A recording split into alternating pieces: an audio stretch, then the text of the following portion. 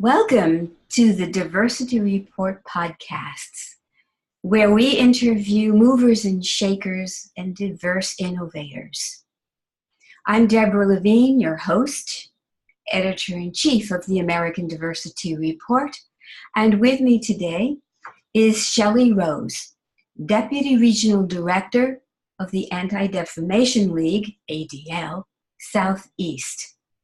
Shelley is organizing community programs, educational outreach to community organizations, and she coordinates legislative advocacy, conducts workshops and presentations to parents and educators on religious intolerance, anti-bias training, and cultural awareness. Welcome, Shelley. Thank you, Deborah, and thank you for inviting me to participate in your podcast program. It's a pleasure, especially on such a timely topic as the current trends in anti-Semitism. What are those trends? What are we seeing in the Southeast and across the country in terms of hate and anti-Semitism? Right. Well, unfortunately, what we have been seeing is a pretty significant increase in both anti-Semitic incidents as well as hate crimes in general. And just at the end of last year, the FBI came out with their statistics for hate crimes in 2017 and found that there were over 7,000 hate crimes that were reported to the FBI in 2017, and that was an increase of 17% over the year before, which that in itself is quite significant. And in terms of anti-Semitism, ADL has been documenting anti-Semitic incidents for about the past 30 plus years. And we found that, and again, our latest figures are for 2017, and we found that in 2017, there were almost 2,000 incidents, which was an increase of 57% over the previous year. And in fact, the number of incidents that year were more than we've ever seen in any one year before. So both of these statistics are of great concern to ADL and obviously should be of concern to everybody. Yes, they're a concern to me for sure, as I've been targeted on occasion myself. I'm sorry to hear that. I'm afraid there are probably other people who can relate to you about that. I imagine some of that would be through cyber hate, because we do see quite a bit of hate expressed through social media and the internet. In fact, what ADL, the almost 2,000 incidents, it was actually 1,986. Those are actually real life, real time incidents. So they could be things like harassment, harassing phone calls, or that kind of thing. Somebody saying something, an anti-Semitic comment to someone, calling them an anti-Semitic slur. It could be vandalism. So maybe a swastika spray painted on a synagogue or in a Jewish family's driveway, or it could be a physical assault. And we saw all three of those in our statistics for 2017. I see, yes.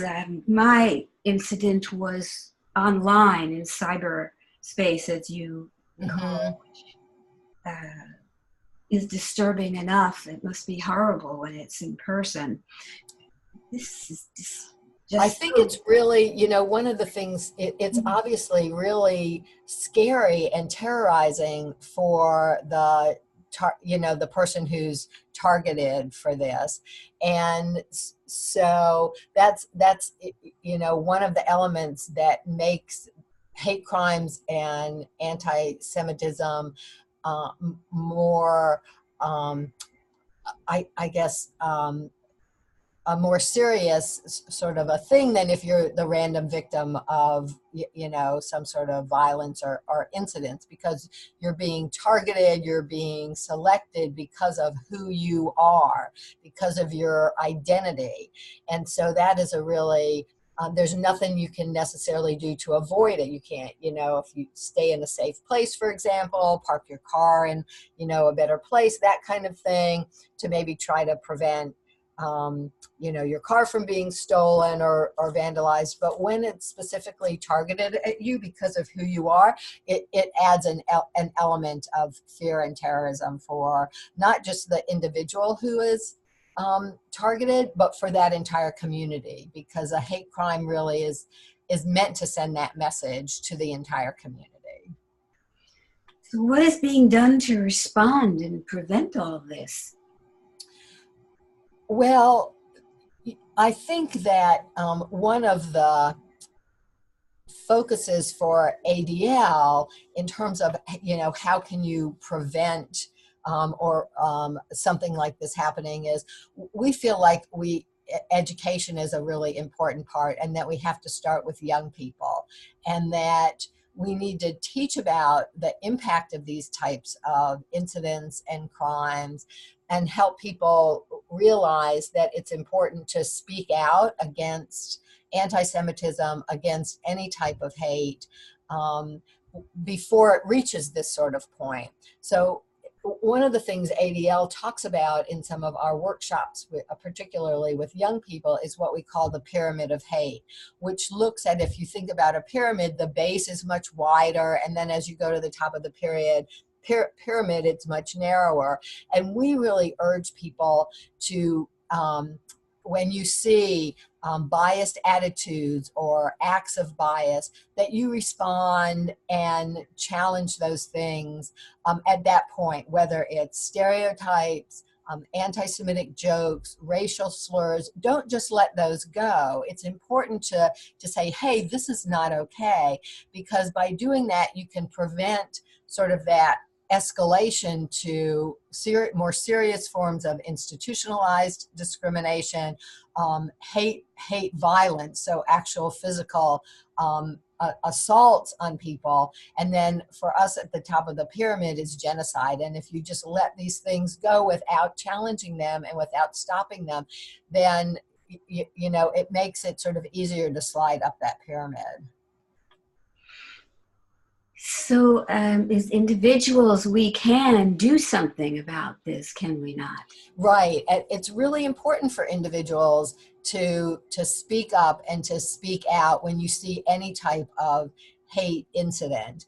And we really encourage individuals to, if you hear somebody say a hateful comment or an offensive comment, that you say something at that time, assuming that making sure that you're safe, but just sort of call them on it or bring their attention to it. And you can do that in different ways. You can just say, hey, wait a minute, what are you talking about here? Or hey, I really don't like that kind of language. I would really appreciate that you not using that term again. And those are some of the things you can do, before things escalate, to help bring people's attention to it and prevent it from escalating. We've actually even seen, one of the things that's really concerning is that in our audit of anti-Semitic incidents, we actually saw quite an increase of incidents in schools, so K through 12 schools.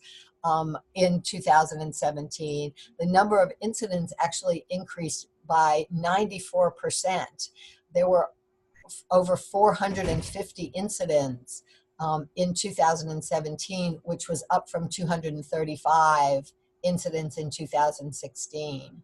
And so we obviously want to stop things happening before, those were anti-Semitic incidents, before, kids are called names, before they're, physically approached, that sort of thing. I see. So our young people are involved in this escalation, which just boggles the mind. Right, right. I mean, but what I think one of the things that happens when we're talking about young people is they may not, their intent may not be malicious, but certainly the impact of what they say or do has a really detrimental effect and a serious effect. And often I think kids at a younger age don't realize the impact of what they're saying or doing. They think, oh, it's just a joke. It's nothing to worry about. Why are you making such a big deal about this? But in fact, words do have consequences and they do have a strong impact. And you can probably, I imagine the listeners too can relate to somebody had said something to them that was really hurtful when they were young, and that sticks with you. You remember that for a really long time. And so to be able to have allies to stand up to that sort of thing and say, hey, that's not okay, don't say that, is a really important, and that also can have a lasting impact. So that's why we really, one of the things that we do through our workshops is provide young people with the tools and the resources so that they know how to speak up, and they, are able to do that more effectively and feel more comfortable doing that, as well as knowing when to ask for help, from an adult when it's beyond the scope of you being able to respond, in the moment. Then it's important to know to ask for help from an adult around you or to call the ADL, who can also assist. I'd like to share with the audience that Shelley and I first met at one of these workshops, and it was something that you were doing for a newly created Council Against Hate created by the mayor of Chattanooga. Right. And so I was really honored to be able to be part of that inaugural meeting of the Chattanooga Council Against Hate. And it was really great to see that this was something that was prioritized by the mayor to say, look, we are a community that is not going to just stand by and let hate happen. We want to make it known that hateful comments, hateful incidents are not acceptable here. And we're going to come up with some ideas for how to educate, engage, and impact others so as to prevent as much of this from happening as we can. And for those people who, are extremists or hateful, or want to cause harm to others, to say that, this is not what our community is about. We are a community that is more accepting, that respects differences, that respects each other. So I thought that was a very powerful day and start to the council. Yes, I think that communities can have a role in this as well as individuals, and organizations of all kinds really need to step up their efforts to confront and counteract these hate. Right. One of the things that comes to my mind most immediately about this was the horrible, tragic murder in Pittsburgh of 11 individuals who were worshiping in a synagogue, and at the Tree of Life synagogue. And I would say the silver lining to that was the outpouring of love and support that came from such a broad array in the community of interfaith groups gathering together to hold vigils and services, to recognize, the victims and what happened, and to speak out against that hate. And I know that there was a Muslim imam in the Pittsburgh area who raised money to help the victims of what had happened. And right after that incident, there was also a cemetery that was desecrated, and money was raised to help restore the cemetery. So it's when people step up and take action to say we are one community, and we are just not gonna allow hate to take over, that really leaves an impact and is very comforting for those who are, those of us who are targeted. Absolutely. And it seems as if the interfaith movement has been revitalized as the hate intensifies in order to pull together and counteract it. Do you see that? Yes, I think that's true. Because the thing is, like, I'm talking about anti-Semitism, but we also see a lot of hate targeted toward the Muslim community and other individual religious communities. The Sikh community, for example, has also experienced some hateful incidents. We also recall a couple of years ago with the Mother Emanuel Church in Charleston that a hate extremists actually targeted, because these were African American Christian worshipers. So it's important for that interfaith community to come together and say, we're not gonna.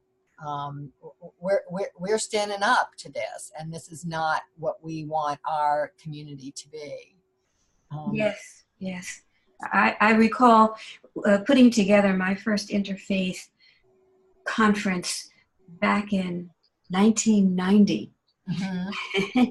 And for a while, in Chicago, and for a while it was very much a group effort that continued on in things that I created outside of it. And then it seemed as if there was a lessening of interest that made it more difficult to do interfaith work. But today, the interest is just ramping up, and rightly so. Yeah, I think that's true. I mean, we saw, I'm here in Atlanta, and we saw a real shift in that after September 11th, 2001, with the bombing of the World Trade Center. And that seemed to galvanize a lot of different faith groups to come together and say it's important that we have a voice in all this, and let people know that this is not, what faith is about. And a number of those groups have continued on, through, and they're still, meeting and coming together and working together and doing joint projects today. And that's really, I think, an important element of all of this. Well, I hope our audience is listening to that and will participate, not only personally, but with organizations like the interfaith groups that are in their region. They have wonderful people and energy to offer to counteract this hate. Is there anything else that you would like to add that we haven't talked about? I think that the other thing that maybe I would add that we have been seeing is some of the extremist activity and an increase in extremist activity. We saw that with the summer of 2017 with the Unite the Right rally in Charlottesville, Virginia, and there have been smaller extremist group rallies in Tennessee, in Georgia, actually, in several places. But one of the things that we are seeing with those is the turnout for people who are expressing this hate is fairly small, and the counter protesters that come out are in huge numbers. So last spring in Noonan, Georgia, there was a rally that was announced by the National Socialist Movement. It turned out that they had under 40 people that attended, but there were 4 counter programs that happened over that weekend by people who were rejecting this message of hate, and hundreds of of volunteers and people protesting that hateful message came out to participate in really wonderful and family activities and expressions of love and, working together and coming together.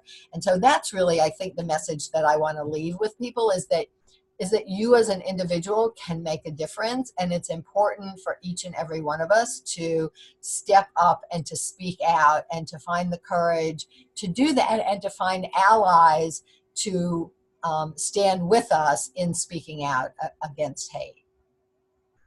Well, thank you. That's a powerful message, one that I hope will resonate with our audience as we go forward. I thank them all for listening and welcome their feedback. This timely topic really requires our connectivity, our working together. And thank you, Shelley, for sharing what you do and your passion for it and how things are developing and what we can do along with you. So thank you, Deborah, for having me. If I could just add, if people want more information or to get involved with ADL, they can certainly visit our website, which is www.adl.org. There's a lot of resources there and links to our Southeast region and things that we're doing here, but also across the country. Wonderful. Thank you so much. Thank you, Deborah. Thank you, ADL, for all you do. Thank you, and we will see you all at our next podcast coming up soon. Goodbye.